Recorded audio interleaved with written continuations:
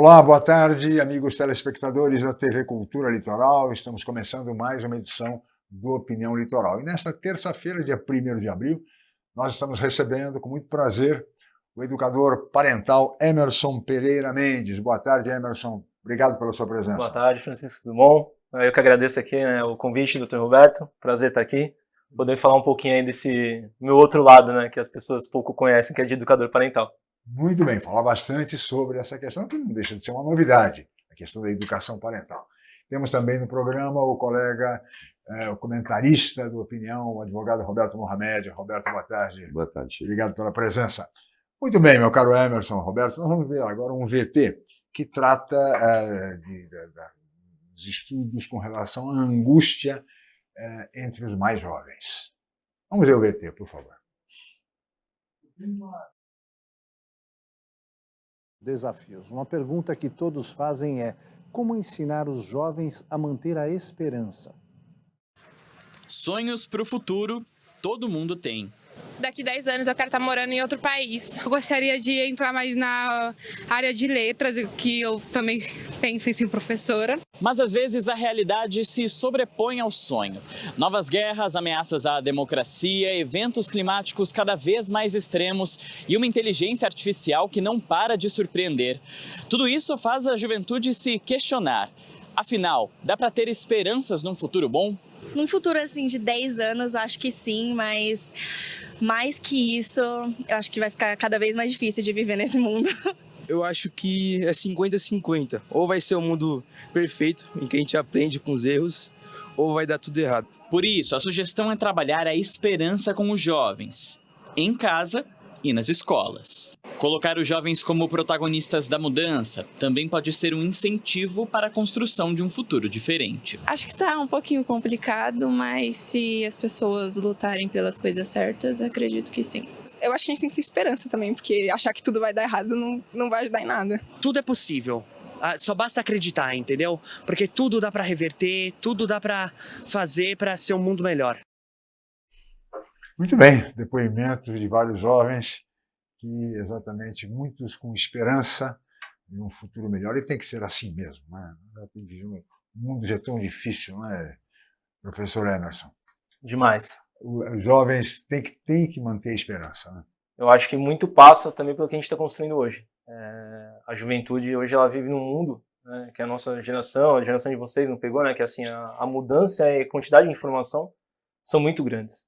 A gente absorve, às vezes, em horas o que a gente demorava anos para absorver, há 20 anos atrás, em quantidade de informação. Então, para eles, só o cenário já é uma fonte de angústia e de ansiedade. E aí tem toda uma questão também de ensino, de educação. Claro. Hoje o ensino, a gente bate muito nessa tecla, de que ele, em muitas escolas, ele é o mesmo de 20 anos atrás. Só que os jovens não são os mesmos, o mundo não é o mesmo. Então, como é que a gente estimula essa questão dos pontos fortes, dos talentos, do que ainda está por vir? Tem pesquisas que falam que as profissões dos próximos 10 anos não foram criadas ainda. Então eu acho muito limitante a gente continuar focado numa educação voltada para o jovem passar no vestibular. Sim. E não preparar ele para as outras coisas. A IA está aí. Então, assim, hoje você vai fazer um texto, é muito fácil. A IA vai e cria para você. Inteligência artificial resolve. Resolve, mas e você? Porque você tem que saber dar informação para colher o que você quer. E os jovens hoje, se você for pedir, por exemplo, para fazer uma pesquisa, ele não consegue formular um texto que dê para ele a informação que ele quer. Então, assim, existe uma inteligência, mas que depende ainda da nossa também para promover o melhor resultado. Então, assim, a gente está preparando eles para isso.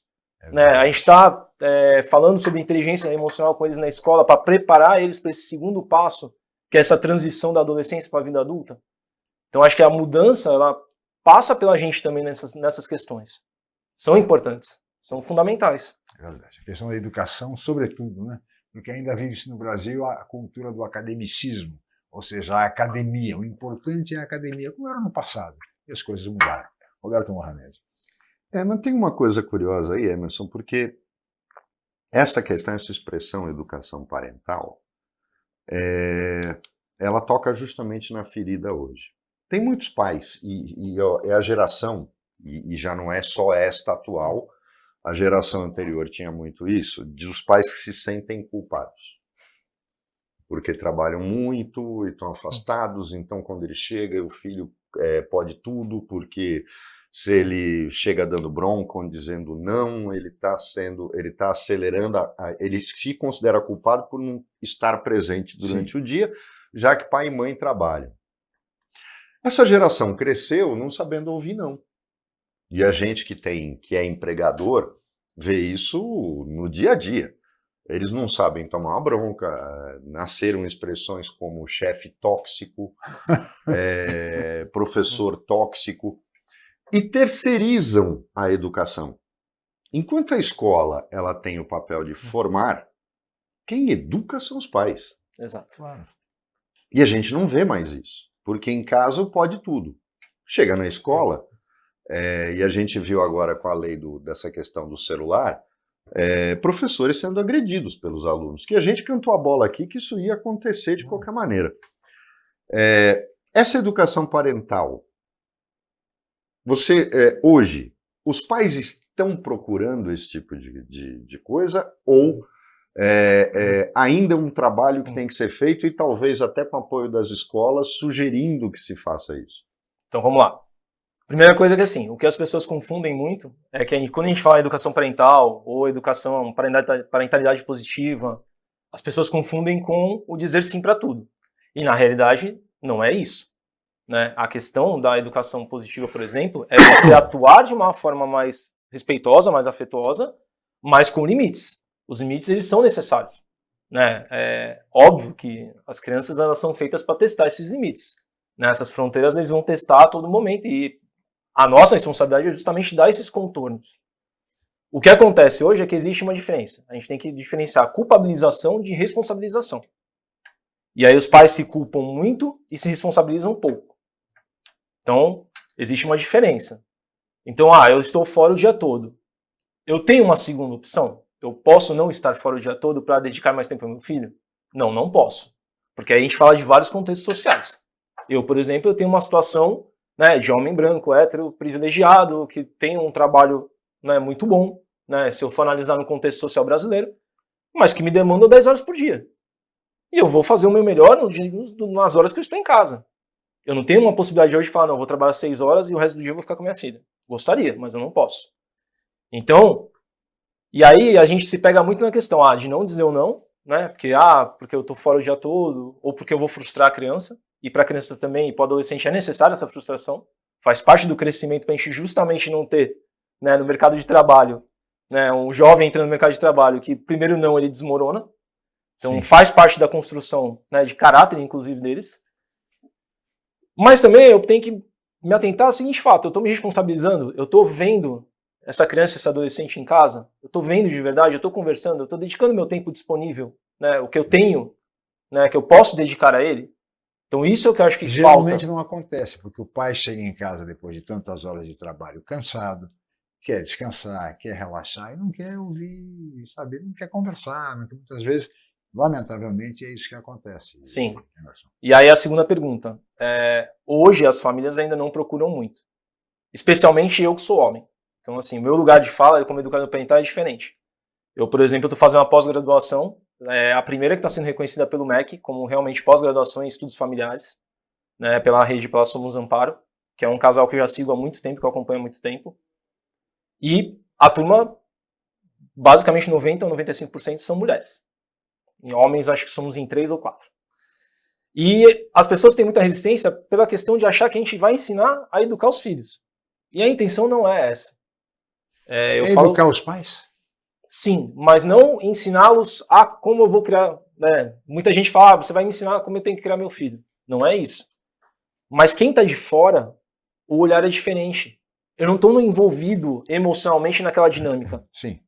É como você tem uma empresa. Eu gosto de fazer sempre essa analogia que para o homem, por exemplo, funciona muito melhor. Você às vezes está dentro do teu trabalho, da tua empresa, do teu negócio. Às vezes você precisa sair um pouco para você ver aquela placa que está com a pintura ruim, o negócio que está caindo ali na ponta, ou você precisa sair e ouvir algumas pessoas para ver que aquele teu empregado não está atendendo direito. Você precisa de um olhar diferente, de um lugar diferente. Então a missão do educador parental é esse olhar de fora. De repente é alguma coisa que os pais não estão vendo, ou que eles não estão entendendo naquela dinâmica, e que eu de fora consigo ver melhor. A missão é essa. E na questão da escola, eu já tentei com algumas escolas fazer essa parceria. Porque a escola ela tem a responsabilidade de ensinar, né, do ensino. E a educação dos pais. E muitas vezes tem uma dissonância entre esses dois lados que parece que é um confronto. Sim. Quando na realidade deveria ser uma parceria. Então eu já fui em escola que o professor falou assim pra mim, cara, mas você vai atuar e você vai ficar do lado dos pais? Eu falei, não, eu tô do lado da criança. Eu não tô do lado nem de vocês nem do pai. Mas eu quero facilitar essa dinâmica de vocês. Porque, por exemplo, será que todos os pais entendem que o filho ele age diferente na escola do que em casa? Porque ele está num contexto diferente, que ele precisa ser aceito por aquela turma que ele está?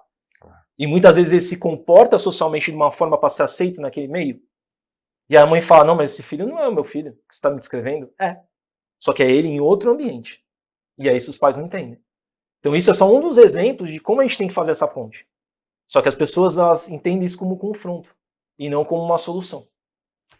Muito bem, olha, é uma bela explicação. Agora, o meu caro Emerson, e com relação aos avós, que muitas crianças acabam sendo criadas, por razões que nós acabamos de falar aqui, lá em casa, de trabalho, etc., pelos avós. E essa relação, no caso a educação parental, ela também abrange os avós? Tem essa preocupação? Ou limita-se à questão dos pais e filhos? Não. Mas eu gostaria que você me respondesse isso, Emerson, no próximo bloco.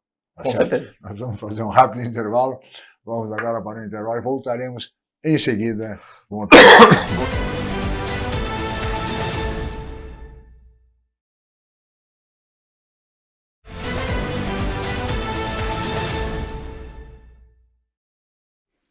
Muito bem, estamos de volta com a opinião desta terça-feira, 1º de abril, e hoje recebendo o educador parental Emerson Pereira Mendes e o nosso comentarista, o advogado Roberto Mohamed. Deixei para você uma pergunta no bloco anterior com relação ao papel dos avós, que muitas crianças são criadas até pelo fato dos pais trabalharem, enfim, pelos avós. E essa relação da educação parental com os avós?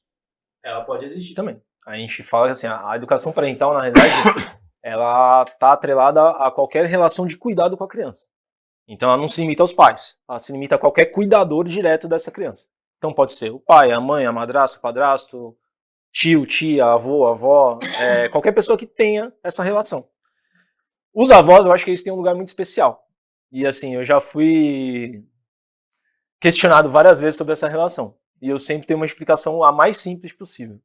Porque assim, minha filha ficou muito tempo com o meu sogro, com a minha sogra, minha esposa, na época ela trabalhava o dia todo, então era uma rede de apoio que pra gente era muito importante. E a maior das questões que tem é assim, mas na minha casa eu faço de um jeito e, nossa, meu pai e minha mãe faz de outro, e são os avós, e eu falo assim, gente, tem coisas que são, que o tempo não muda. Então assim, o papel dos avós sempre foi de ajudar, lógico, quando possível, mas de mimar. Porque assim, é um resgate de uma outra vivência. Muitas vezes os avós têm aquele resgate daquele período que eles não podiam desfrutar da criança, dos filhos, porque justamente trabalhavam, tinham outras ocupações, e que eles têm aquele momento de agora poder desfrutar de verdade. Então eu falo, gente, as regras são claras, se na sua casa é assim, e na casa dos avós é do outro jeito, tá tudo bem. Né? Eu gosto sempre de me basear em pesquisas, né? Tem pesquisas já comprovadas que demonstram, as crianças que são criadas próximas ou com os avós são muito mais felizes. Então eu acho que assim, pra que eu vou questionar se na casa do vô e da avó, pode comer em cima da cama e na minha casa não pode? Eu acho uma coisa tão... Faz o bolo de chocolate. Eu acho uma coisa assim, tão pequena em relação ao benefício para a criança, que eu acho que não vale a pena discutir. Mas assim, a educação parental sim, ela abrange todas essas questões. É que pros avós acho que não tem tanta procura. Acho que eles já eles se cabem mesmo, já se bastam. Tá certo. Roberto, por favor. É curioso, Emerson. Quando eu estudei, as escolas tinham um orientador, que era normalmente um psicólogo, e toda escola tinha um psicólogo que trabalhava com esta parte. Você tinha um orientador pedagógico. Educacional. Exatamente. E tinha um psicólogo uma psicóloga que fazia análise comportamental dos alunos e intervia. começaram a tirar esta figura e deixar só o coordenador pedagógico, o orientador pedagógico, e tirar essa figura do psicólogo trabalhando na escola. Isso foi uma das coisas que acabou comprometendo esse papel da escola de não educar, mas de detectar que estava acontecendo alguma coisa na casa da criança. Esse processo deriva de terem tornado a escola mais objetiva e tirar esse aspecto de detectar problemas? Acho que sim. É uma conjunção de fatores, na realidade. Na escola da minha filha, por exemplo, eu sei que tem essa figura ainda. Tá? A gente já, inclusive, já precisou, já fomos lá conversar por algumas questões que minha filha tinha de processamento sensorial, algumas coisas que ela faz terapia ocupacional, então ela está bem melhor hoje, mas que a gente demandava uma certa atenção. Mas eu acho que é uma conjunção de fatores, porque assim, você tira essa figura da escola no momento, né, que as crianças mais precisam, que a gente está nesse momento, por exemplo, das redes sociais. Uhum. E que é uma coisa que, assim, vem afetando absurdamente a saúde mental das crianças. A gente teve agora no Netflix, na série Adolescência, então isso demonstra, assim, as pessoas... Eu li alguns textos que falavam sobre ela e alguns falavam assim, para os pais, não se preocupem, isso é uma exceção, não é a regra. E, na realidade, é o contrário. Eu vim hoje de manhã trabalhar escutando um podcast da juíza do Rio, não vou lembrar o nome dela, Vera, não vou lembrar o sobrenome, que ela é da Vara de Infância e Adolescência do Rio. E ela falava sobre os crimes que aumentaram muito, né, nessa faixa de 12, 13, 14 anos, Sim. Crimes virtuais, e assim, de uma violência, são coisas assim muito bizarras até, que você não acredita que aconteçam. Então assim, e é uma coisa que é silenciosa, que você não vê. Né? Eles têm lá o Discord da vida, que é a rede social que eles se comunicam, tem emojis, tem frases, tem... há um linguajar próprio. Exatamente. Né? Existe uma codificação que a gente não entende. Que os adultos não entendem. E assim, e aí os pais, né, a gente volta naquela questão. Por isso que eu falo que está tudo conectado. Né? Aí os pais têm aquela questão de não estarem presentes, eles acham que não podem invadir a privacidade da criança, né? E assim, até 18 anos, doutor, o senhor mais do que ninguém pode falar, né? Eu sou responsável pelo meu filho até os 18. Então assim, eu tenho que ser responsável pelo que ele tá olhando. Né? E aí assim, é uma questão de bom senso. Eu não vou olhar também no celular, por exemplo, né, de uma menina de 14 anos para ver lá na festinha a fofoca de quem beijou quem, não sei o quê. Não. Eu quero ver só onde ela tá indo. Por que eu posso perguntar pro meu filho, se ele vai na rua, você vai aonde? Vai com quem? Vai voltar com quem? Que hora você vai voltar? E na rede social eu acho que não tem perigo. E eu não pergunto onde ele está indo. Então, assim, não faz sentido. E aí a escola... Os pais se satisfazem com o filho no quarto. Exatamente. Né? Achando que está livre de perigo. Tá livre sem de saber perigo. onde ele está inserido, o que ele está fazendo lá e vivendo. E que é muito mais perigoso do que a rua, muitas vezes. E aí a escola, né? E aí se você tem essa questão silenciosa, então é difícil você, né? Já com o psicólogo ali, você tá olhando isso daí. Então, assim, você tirar o celular da escola foi uma coisa que eu sou totalmente a favor, e podem falar, mas nossa, né, restringir, proibir. Gente, é uma questão de saúde pública.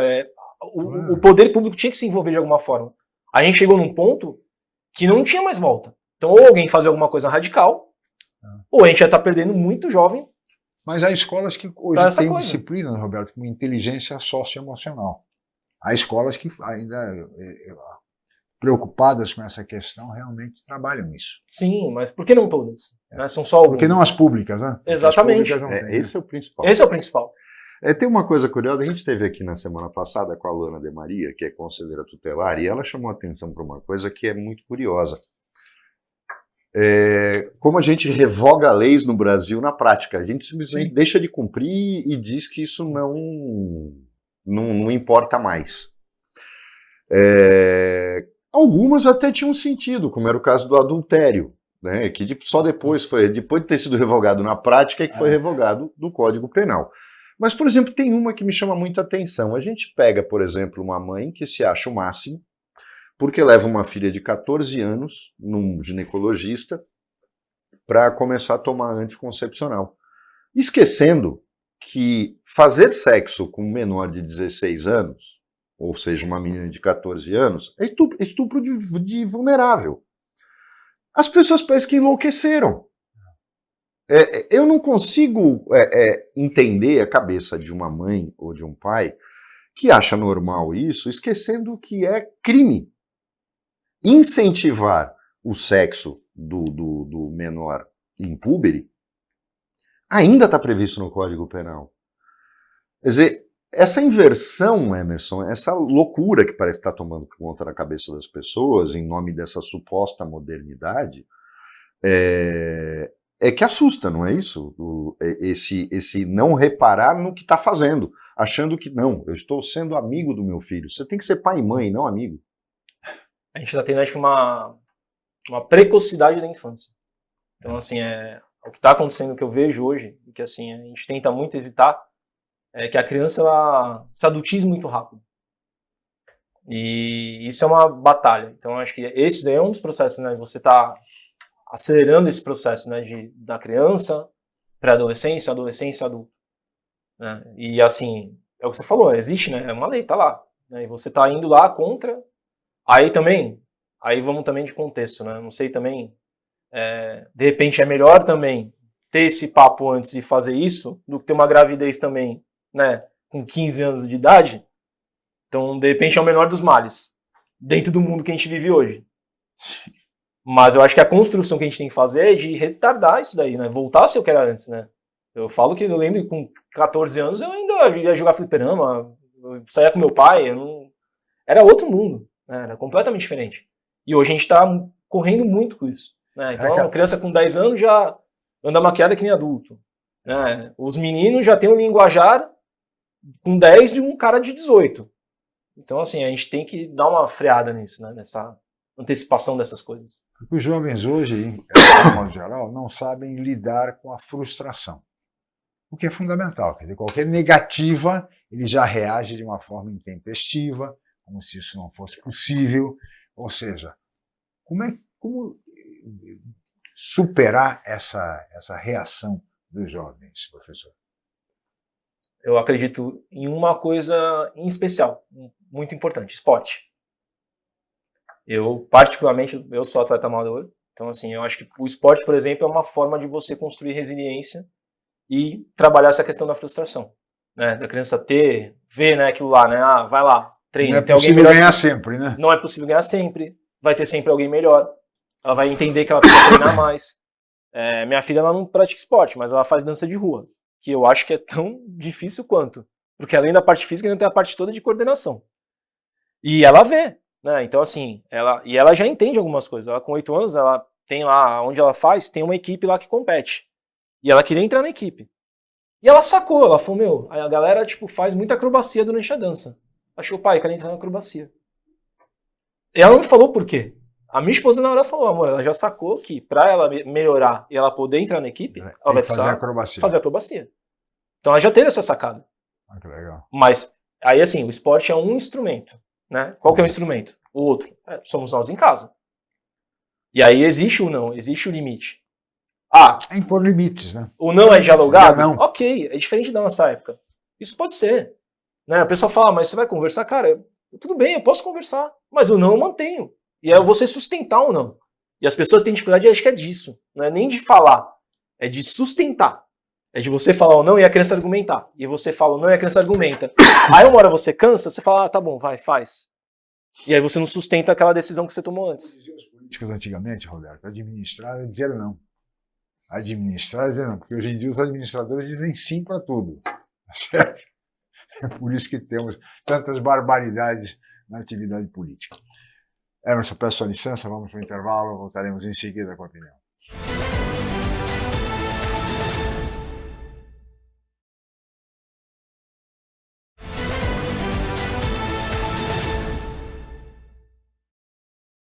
Interessante isso.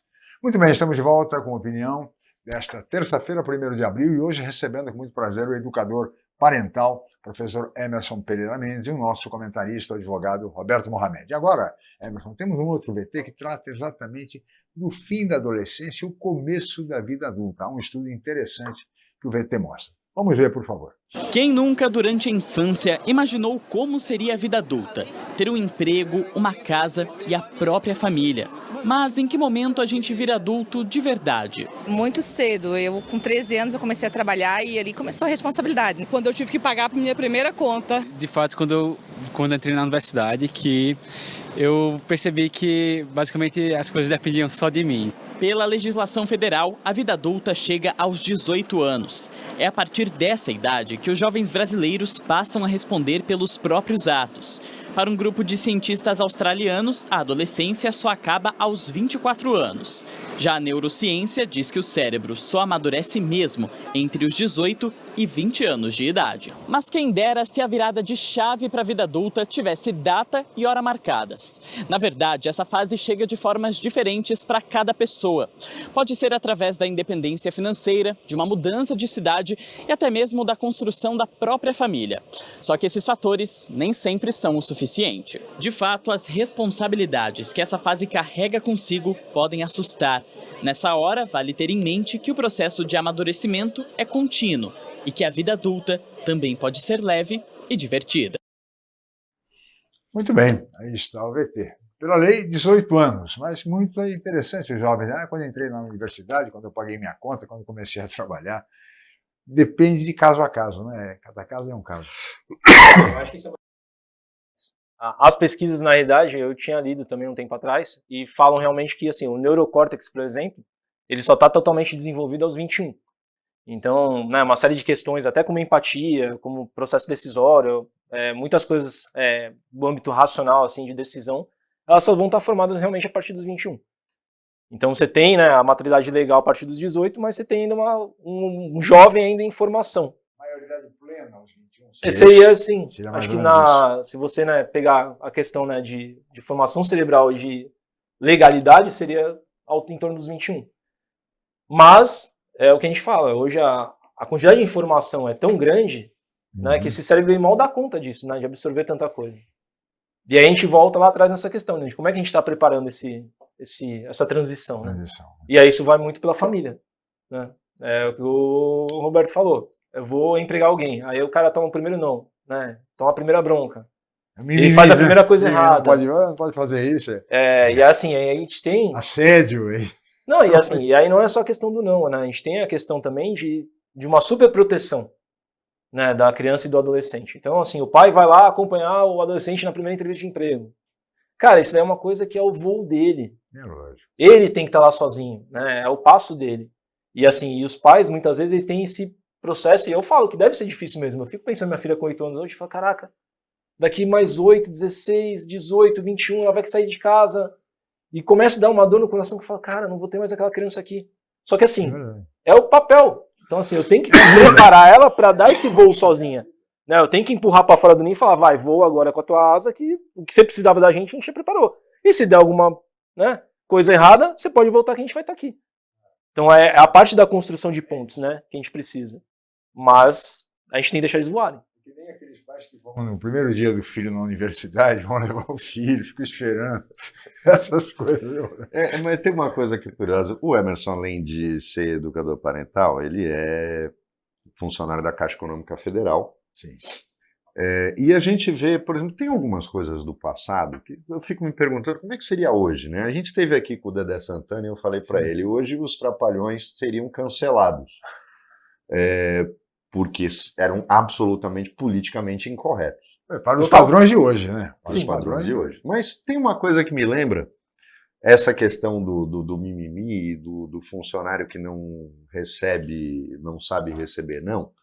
O Bradesco, quando se orgulhava, isso nos anos 70, todo mundo sabe, fundado por Amador Aguiar, na verdade, um grande canalha, que certamente está no inferno até hoje, mas o Amador Aguiar, e achavam que era lenda, e não era. Na Cidade de Deus, em Osasco, onde ficava a sede do Bradesco, a diretoria não tinha salas. Era um enorme salão com a mesa do Amador Aguiar ao fundo, e todos os diretores nessas mesas, sem divisórias, sem porta, sem sala. Porque o Amador Aguiar entendia que se um diretor precisa de porta fechada para fazer reunião é porque queria lesar o banco. Isso era a mentalidade dele. Óbvio que hoje não é mais assim. Mas imagine que naquela época, se isso tivesse continuado, né? Toda a diretoria, o alto escalão do Bradesco hoje entraria com uma ação contra o banco dizendo que era assédio moral, porque estariam sendo obrigados a não ter privacidade no local de trabalho. Eu, por exemplo, fico pensando como é que hoje age, por exemplo, um gerente de banco. Olha só, vamos dar um exemplo. O Banco do Brasil, ele desvinculou os caixas da agência. Talvez pouca gente que é cliente, às vezes não entende determinadas coisas. Antigamente você chegava, estava falando com o gerente, se ele mandasse, chamava um caixa para fazer alguma coisa. Tal. Hoje não pode, porque o caixa não obedece o gerente. Porque eles são vinculados a uma outra gerência e fazem o que eles querem. Um gerente não pode, hoje, dar ordem, um gerente geral, dar ordem a um caixa. Imagina se fosse isso na caixa. Tá vendo como você é feliz de estar na caixa? A gente está fabricando, e o pior virou regra corporativa o mimimi. Sim. Só que isso faz uma coisa, tem um efeito, e aí eu queria a tua opinião, não, como profissional e como educador. Porque quando você se forma criando camadas na sua pele, ou na sua casca, como a gente diz, em que você vai crescendo justamente porque você vai enfrentando dificuldades. Sim. Não existe avanço sem erro. Quem acerta o tempo todo vai acabar errando e não vai chegar em lugar nenhum. Seja na ciência, na tecnologia, claro. É o erro que leva à evolução e ao acerto definitivo, o acerto buscado. Claro. Os pequenos acertos fazem você ficar na zona de conforto e não sair nunca dela. Não é isso, por exemplo, o Emerson, que está tendo um reflexo, porque a gente vê que uma das dificuldades hoje que o jovem diz é a falta de oportunidade profissional. O problema, e você já deve ter se deparado com isso, quando tem concurso, passa gente muito nova e chega na caixa perguntando quando é que eu vou virar gerente? Não tem essa coisa, porque eu ouvi outro dia de um recrutador que os jovens hoje chegam nas empresas e perguntam o que a empresa lhes oferece. Quer dizer, você se depara com essa geração tendo essa questão de ele já entra perguntando quando é que eu vou ocupar seu lugar? Eu acho que assim, a mentalidade do jovem, ela mudou. Então, assim, quando você entrava no mercado de trabalho antigamente, você tinha mais ou menos uma ideia de que você ia ter que ficar um tempo ali, conquistar seu espaço, trabalhar por aquele espaço, aprender, né, com as pessoas que já estavam lá, até você realmente, né, se consolidar. Então, hoje, e aí eu não sei se por conta da quantidade de informação disponível que tem, né, que assim, hoje a gente estava brincando aqui até antes de começar, que você esquece um dado, você vai no Google, você busca esse dado. Antigamente não tinha isso. Antigamente você tinha que procurar alguém para perguntar, né? Você não sabia alguma coisa, você ia lá no cara mais experiente e falava, cara, me ajuda aqui, ó, tô com esse problema para resolver. E hoje você perdeu um pouco isso. Então, eu acho que, e aí, né, volta na questão de como a gente trabalha, isso dentro de casa ou na educação, é de você reconhecer o mais velho como aquele cara que detém o conhecimento, a sabedoria. E entender que quando você vai entrar num lugar, numa empresa, num trabalho novo, que você vai precisar trabalhar para conquistar aquele espaço. E aí eu volto na questão de por que eu acho que o esporte é um instrumento importante. Você não vai entrar numa piscina, por exemplo, para nadar, e você vai sair dando braçada e você vai nadar 50 metros mais rápido que o cara que está treinando lá há um ano. E aí isso não vai acontecer. Não há Google que dá jeito. E aí não há Google que dê jeito. E aí eu acho que é um processo. Então você tem que construir isso desde cedo. Olha, você vai começar em tal lugar, você não vai ser o melhor. Você vai ter que, né, procurar seu espaço, conquistar, aprender, perguntar, mas os jovens errar. Hoje têm muita pressa. Até em razão das redes sociais, em razão da vida que levamos. Sim, eu acho que, mas acho que o nosso papel é mostrar que não vai ser rápido. E eu acho que é muito do que a gente superprotege. Muitas vezes. A gente vende uma facilidade que na realidade ela não existe. E essa facilidade vai virar dificuldade, como ensinam os zen budistas. Lá na frente, exatamente. Então assim, eu estou vendendo como é que funciona de verdade, como é que é a vida real, ou eu estou fazendo faz de conta, jogando uma cortina na frente daquela criança, ou daquele adolescente, para quando ele se deparar na frente falar, pô, mas não era assim que me falaram que ia ser. Me contaram de um jeito diferente, ou não me prepararam para isso daqui. O Emerson, você, evidentemente, você se depara com casos também que derivam da chamada alienação parental. E vai à justiça, à vara da família e tal. Vocês são chamados para atuar em parceria, por exemplo, com a vara da família, com o Poder Judiciário? Eu tenho algumas colegas que fazem esse trabalho sim. Tá? Elas são chamadas, principalmente... É que assim, quando você entra num processo, por exemplo, né, que acontece muitas vezes divórcio. Quando é um divórcio litigioso, é uma coisa mais complicada. Mas aí, o papel do educador parental, e essas colegas minhas que fazem esse papel, elas contam, que assim, é muito na questão do o que é o cerne, o centro da questão é a criança. Então, claro, né, é trazer esse pai e essa mãe, né, para uma discussão em que a criança seja a prioridade. Porque muitas vezes tem aquela questão, um lado sai magoado, o outro lado sai magoado, e assim, e muitas vezes a criança ela é utilizada como moeda, né, ali naquele meio para tentar conseguir uma coisa, tentar conseguir outra, ou ferir o outro um pouco mais do que a pessoa foi ferida. Então o educador parental entra nesse meio para tentar fazer essa conciliação. Olha, vamos olhar para a criança, depois para vocês. E isso acontece bastante. Né, caso de alienação, a gente sabe que, assim, infelizmente, né, a quantidade de pais ausentes no Brasil é enorme, absurda. Né, tem um número infinito de crianças todo ano que são registradas sem o nome do pai. E isso é um trabalho que a gente tenta, mas não é que a gente sozinho vai conseguir resolver. Muito bem. Licença, Roberto, vamos para mais um intervalo e voltaremos em seguida para o último bloco do Opinião.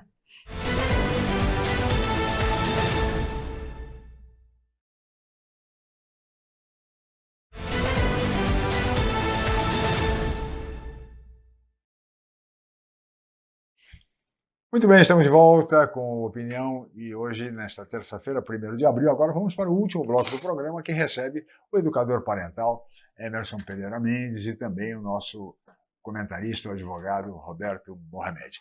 O Emerson, a educação parental, antes de passar para o Roberto, só queria saber o seguinte, ela ainda não é muito divulgada.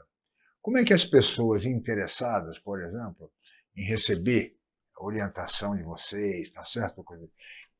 A quem que elas procuram? Como é que elas devem fazer? Hoje, assim, eu atendi poucas famílias já até hoje, né? Até porque, assim, como eu tenho meu outro trabalho formal, assim, meu tempo acaba sendo escasso e eu sempre brincava com a minha esposa, né? Eu falava, como é que eu vou, né, fazer? Eu investia muito tempo, às vezes, na página no Instagram para divulgar o trabalho e tudo, mas assim... E aí, quanto tempo eu estava dedicando de verdade para minha família, né? E ajudando outras famílias, né? Então... Claro. A gente tenta sempre buscar esse equilíbrio. Mas assim, tem meu Instagram, né, Papai de Maria. Assim, quem quiser me procurar tem um direct lá. Eu posso deixar depois o meu e-mail. Emerson Pereira Mendes. Não, é Papai de Maria. Papai de Maria. É só procurar lá que tá lá no Instagram. Muito só mandar o direct, a gente faz o atendimento com retorno, né? Porque assim, a gente faz a primeira conversa e muitas vezes a família só quer ser escutada, né? Ela não quer nem que você fale nada. Às vezes ela precisa só desabafar, falar alguma coisa que ela não tem, às vezes é abertura para falar para ninguém. E no segundo momento que a gente vai, de repente, falar, né, de repente, dar alguma luz ou falar alguma coisa, propor alguma mudança que realmente vai mudar aquela dinâmica lá da família. Muito bem. Roberto Mohamed. Tem uma coisa que me chama a atenção, porque quando... Eu sei que isso é mais na Igreja Católica, mas você vai casar, tem curso de noivo, você vai batizar uma criança, é curso de padrinho, mas não tem curso para pai. Né? E aí vem mas a pergunta que eu quero chegar é a seguinte: o poder público, eu sei que hoje esse trabalho de educação parental é feito por ONGs, né? O poder público não tinha que ter uma participação mais efetiva e poderia investir na formação de educadores parentais, e aí colocando justamente aquilo que a gente falou no primeiro bloco, de colocá-los trabalhando junto com as escolas. Porque quando a escola detecta que há um problema, é a hora do educador parental entrar, não só o professor de sala de aula, o educador parental entrar em ação, chamando os pais, ou indo buscar os pais. E aí entra até o mais necessário para mim. Eu acho que tinha que ser um trabalho proativo, ou seja, você trabalhar, ir visitar a criança no seu próprio ambiente familiar. Né? A gente nota coisas hoje, eu nunca me esqueço de uma coisa que no Rotary eu ouvi, de que fizeram um trabalho, até porque havia no Rotary pessoas ligadas à Casa da Visão, trabalhando alguns oftalmologistas que trabalhavam com o Rotary, de se fazer um trabalho e que se detectou que muitas das crianças que apresentavam baixo rendimento na sala de aula, não é porque não prestavam atenção, tinham um problema de visão e não conseguiam ler o que estava na lousa. Sim. Não consegui, e aí se resolveu com óculos, feito por, justamente, o Rotary fez um trabalho de doação de óculos, e aí os problemas diminuíram, e muito. Não falta um pouco mais de atenção no poder público, de ver a educação como um sistema, e não uma obrigação do administrador que tem que gastar o dinheiro na educação, mas dane-se o resultado final que está sendo entregue? Olha, a gente vai falar que o sonho da nossa turma lá da pós é esse. É que cada escola tivesse um educador parental lá dentro para fazer essa ponte. É um sonho que a gente brinca, toda aula que a gente tem aula segunda e quarta, e a gente sempre volta nessa questão. É que assim, a educação parental, na verdade, é uma profissão que está começando. Então, por exemplo, agora que a gente está tendo a primeira pós-graduação que é reconhecida pelo MEC, efetivamente como uma pós-graduação de verdade. Eu tinha feito a formação em estudos familiares acho que 3 anos atrás, ela não era reconhecida, tanto que eu fui convidado para fazer agora. Ela falou, vamos fazer, a gente vai fazer um preço diferenciado para quem já fez a formação antes, para vocês terem realmente o diploma e ser uma coisa reconhecida. Então acho que você ter esse reconhecimento enquanto profissão de verdade, vamos dizer assim, pelo MEC, já é um primeiro passo. Para o poder público começar a reconhecer isso como uma atividade que realmente faz diferença. Não só na educação, mas na dinâmica das famílias. Claro. E é o que você falou, assim, eram óculos. Mas assim, o professor está tão conectado com a questão de lecionar, do conteúdo, e ele não tem esse olhar para a criança, e que deveria ter. Ele também não está qualificado para isso. Não, tudo bem. O fato é que muitas vezes o professor está qualificado para aula de matemática, de português, de geografia, história, mas não tem esse conhecimento. Isso cabia no passado, Roberto, ao psicólogo, que estava na escola, e pode caber agora ao educador parental. Me parece que os professores eles podem observar um ou outro problema, mas problemas emocionais eu acho difícil.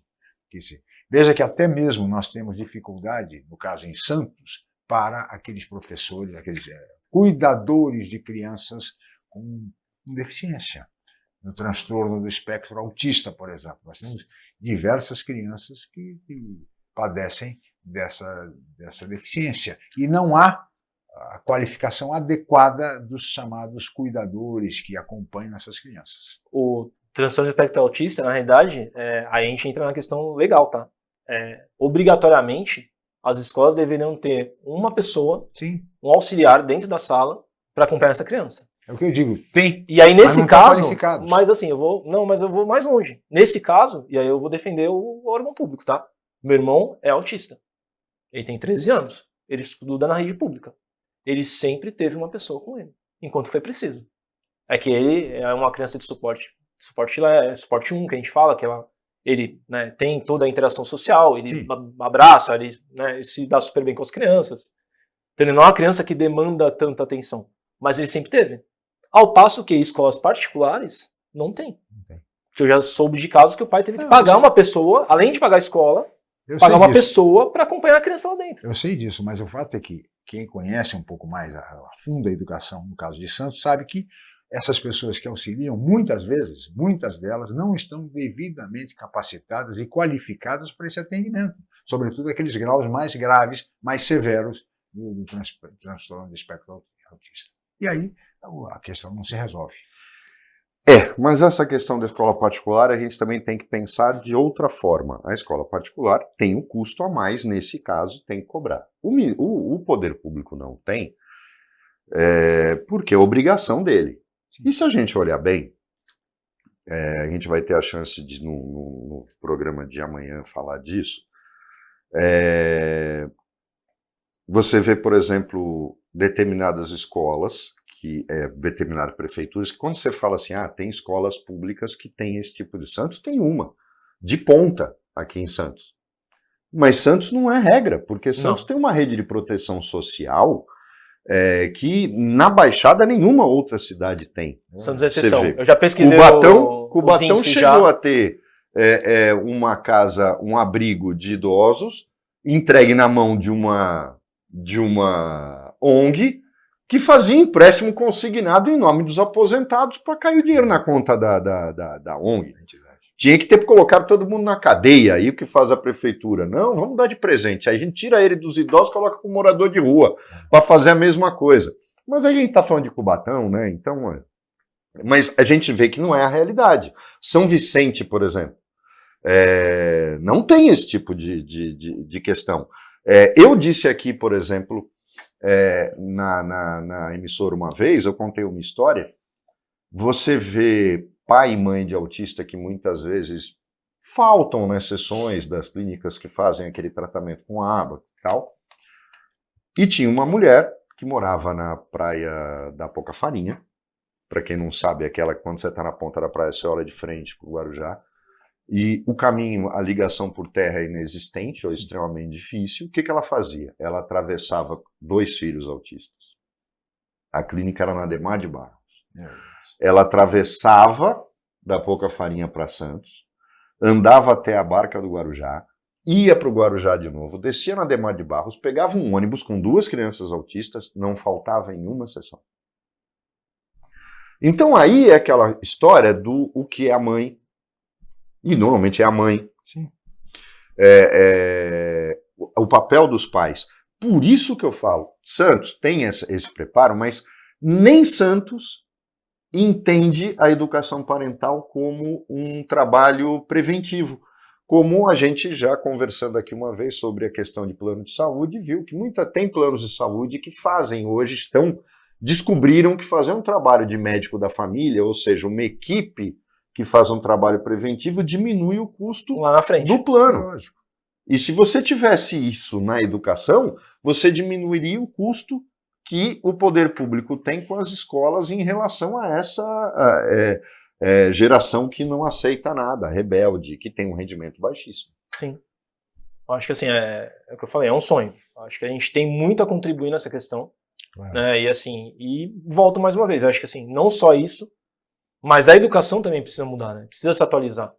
A gente quer formar, né, mais uma geração de gente, né, que não tem crítica, né, ou quer formar uma geração de crianças e jovens aí, críticos, né, que veem uma notícia e vão lá buscar para ver se é verdade ou não, ou que vai acreditar em tudo que é fake news. Né? A gente quer criar uma geração que vai receber uma coisa para fazer e falar, mas por que eu vou fazer isso? Ou que vai falar, não, tá bom, daqui que eu faço. Não sei nem por quê, mas eu vou fazer. Se tá mandando fazer, eu vou fazer. Então a gente tem que entender o que a gente quer. Né? Eu brinco muito que assim, a gente quer, né, criança, a gente brinca muito principalmente com criança pequena. Eu falo assim, cara, você quer que seu filho seja obediente, não fale nada, você fale gritou, a criança fica quieta, mas você quer ao mesmo tempo que quando ela seja adulta, você quer que ela seja crítica, que ela seja esperta, que ela bata de frente com o sistema, que ela imponha a vontade dela. A sua educação não casa com o que você quer para o futuro. Então a gente precisa saber, né? A gente jamais vai acontecer de a gente plantar cenoura e colher tomate. Isso não vai acontecer nunca. Então a gente tem que ter muita clareza do que a gente quer para o futuro.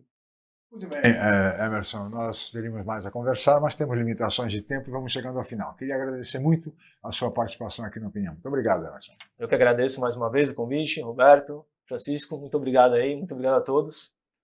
E se precisarem, me sigam nas redes sociais. Nós é que agradecemos o educador parental Emerson Pereira Mesa. Obrigado, Roberto, pela participação mais uma vez. E obrigado a você, meu caro telespectador, pela audiência qualificada de sempre. Amanhã estaremos de volta em mais uma edição. Muito obrigado e até lá.